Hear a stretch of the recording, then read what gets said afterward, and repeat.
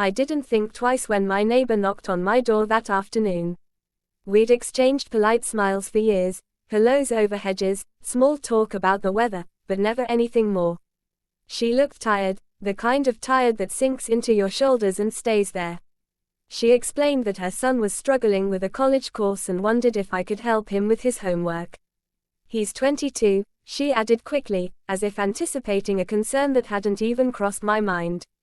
Just for a few weeks. You're good with this stuff. I told myself it was nothing.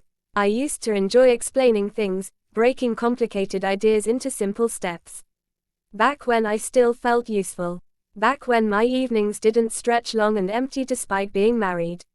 That night, he came over with a backpack slung over one shoulder and an awkward smile that reminded me he wasn't a boy anymore. An adult, yes, but still unsure of himself in a way that felt familiar. We sat at the dining table, books spread between us, the house quiet except for the ticking clock on the wall.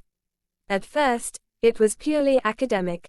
Equations, notes, me pointing at lines on a page, him nodding, sometimes frowning, sometimes laughing when he realized the mistake he'd made. He thanked me more than once, his gratitude almost excessive, as if help was something he wasn't used to receiving. I noticed small things I shouldn't have paid attention to. The way he listened, really listened, instead of waiting for his turn to speak. The way he looked relieved when something finally made sense. It felt good to be needed in such a simple, uncomplicated way. My husband was working late again. He often did. I didn't mention the tutoring when he got home because it didn't seem important. It felt like a detail, not a secret. The sessions became a routine, twice a week, then 3 times when exams got closer. Always in the early evening. Always with the door open, the lights bright, the atmosphere safe. I reminded myself of that word often, safe.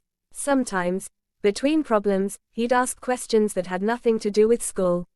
What I did before I got married. Whether I liked living here. I answered casually, not thinking much of it. It was nice to talk without feeling rushed, without feeling like I was inconveniencing someone by speaking. I told myself I was just being kind. That kindness didn't have an expiration date or a hidden meaning. Still, when I found myself straightening the table before he arrived, or glancing at the clock to see if it was almost time, I felt a flicker of something unfamiliar. I pushed it down immediately. This was harmless. This was neighborly. This was just homework. Or at least, that's what I needed to believe, before I even realized I was starting to convince myself. By the 3rd week, the homework felt almost secondary. He still brought his books, still asked questions, but the pauses between them grew longer. We lingered over explanations that didn't need that much time. Sometimes we'd finish early and sit there anyway, the papers untouched, the quiet stretching comfortably between us. I told myself it was normal. Conversation happens when people spend time together. There was nothing wrong with that. Yet I started to notice how much I looked forward to those evenings. How the day seemed to move a little faster when I knew he was coming by.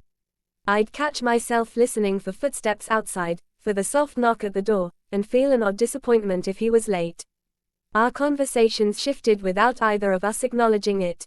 He talked about feeling lost in college, about choosing a major because it sounded practical, not because it felt right.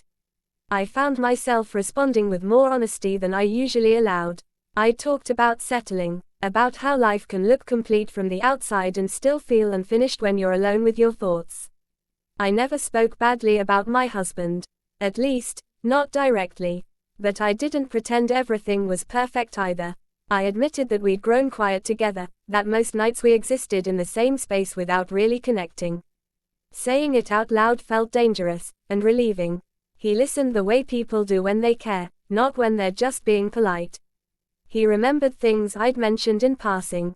Asked follow-up questions. Small gestures, but they landed harder than I expected.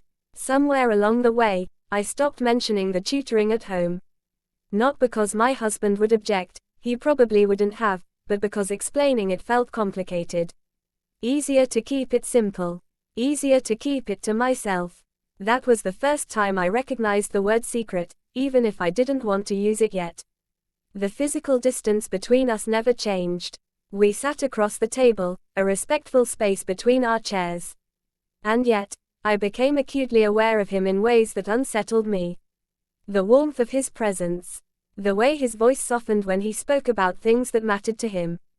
The occasional brush of fingers when we reached for the same page, brief enough to be accidental, long enough to feel intentional. After one session, when he thanked me and smiled, really smiled, I felt a rush of something that had nothing to do with pride or kindness.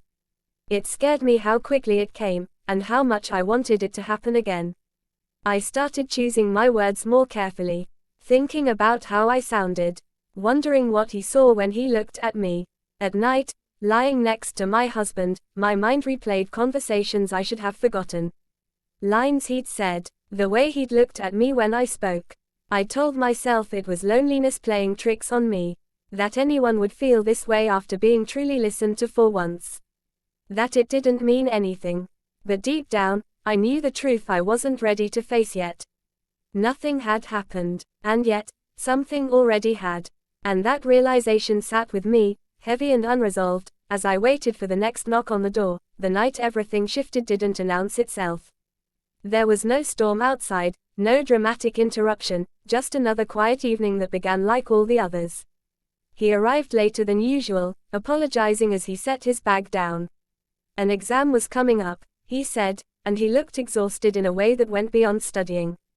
We worked through the material slowly, carefully, the room filled with the soft sound of pages turning and my own voice explaining things I'd explained before. When we finally reached the last problem, I glanced at the clock and realized how late it had gotten. The house felt different at that hour, smaller, quieter, as if the walls were listening. I suggested we stop there and pick it up another day. He didn't move right away. Instead, he sat back in his chair, hands folded, eyes fixed on the table. I waited, assuming he was thinking through something he didn't quite understand. I asked if there was a question we'd missed. He shook his head. No, he said quietly. It's not about the homework. Quote. The words landed heavier than they should have. I felt my chest tighten, a warning I ignored. I told myself to stay calm, to stay neutral. He took a breath, then another, like he was bracing himself. When he finally looked up at me, his expression wasn't nervous anymore. It was resolved. I need to say something, he said. And I don't want you to misunderstand why. My mind raced ahead, listing possibilities, dismissing them just as quickly. I nodded, even though every instinct told me not to. He didn't rush. He chose his words carefully, almost painfully so.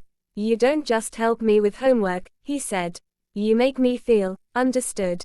Like I matter. Like someone actually sees me. The room felt too warm all of a sudden.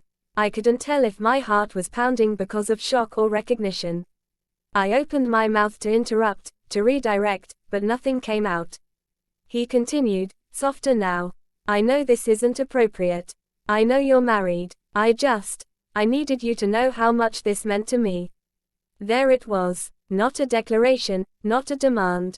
Just the truth, laid bare between us. I should have shut it down immediately. Said the right thing. The responsible thing. Instead, I sat there, frozen, confronted with the undeniable proof of what I'd been pretending not to see. Because the most terrifying part wasn't that he felt this way. It was that some part of me understood why. I stood up abruptly, the chair scraping against the floor louder than necessary. I told him we couldn't do this. That this had gone too far. That he needed to leave. He didn't argue. He nodded, grabbed his bag, and paused at the door like he wanted to say more, but didn't. When it closed behind him, the silence felt unbearable. I stood there alone, replaying his words again and again, my reflection staring back at me from the darkened window. Nothing physical had happened. No lines had been crossed, at least not visibly. And yet, I knew with absolute clarity that something had broken. Not between us, but inside me. After that night, everything went quiet. No messages, no knock on the door. The routine that had once anchored my evenings vanished, leaving behind an emptiness I didn't know how to fill. I told myself this was for the best, that distance was the responsible choice. Still, the silence felt heavier than I expected, like a sound I couldn't turn off. I avoided looking out the window at the times he used to arrive. I stopped sitting at the dining table in the evenings altogether. The chair across from me remained empty, a reminder I tried not to notice. My husband didn't sense a change, or if he did, he didn't mention it. We moved through our days as we always had, polite, familiar, detached. His presence, once comforting, now made me acutely aware of the thoughts I couldn't share. Guilt settled into me quietly, without drama, without accusation. I replayed that moment over and over, searching for the exact point where I could have made a different choice. Where kindness had turned into something else. Where listening became a form of betrayal. I told myself that because nothing physical happened, I was still blameless. And yet, the feeling wouldn't leave. One afternoon, weeks later, I saw him from across the street. He was laughing with someone, his posture relaxed, as if that night had never happened. For a moment, I felt relieved. For another, something twisted painfully in my chest. Our eyes met briefly. He didn't smile. He didn't look away either. That night, I sat alone and opened my phone, staring at a blank message screen. I typed his name, then erased it. Typed again. Deleted it once more. There was nothing I could say that wouldn't reopen something I'd worked so hard to close. I wondered what he told himself now. That it was a mistake. That he'd misread me. Or worse, that I'd given him hope without ever meaning to. The question followed me into sleep, into mornings, into the quiet moments when my life felt too small for the weight of my thoughts. I went back to my routines. I smiled when expected. I acted like nothing had changed. But I knew better, because even without a touch, without a kiss, without a single word spoken after that night, the damage had already been done. Something fragile in me had been exposed, and I wasn't sure I could ever pretend it hadn't happened. Sometimes, late in the evening, I still imagine the knock that never comes. I wonder what would have happened if I'd said something different. If honesty would have hurt more, or less. And the question that lingers, unanswered and unsettling, refuses to let me go. If no one ever finds out, was it still betrayal?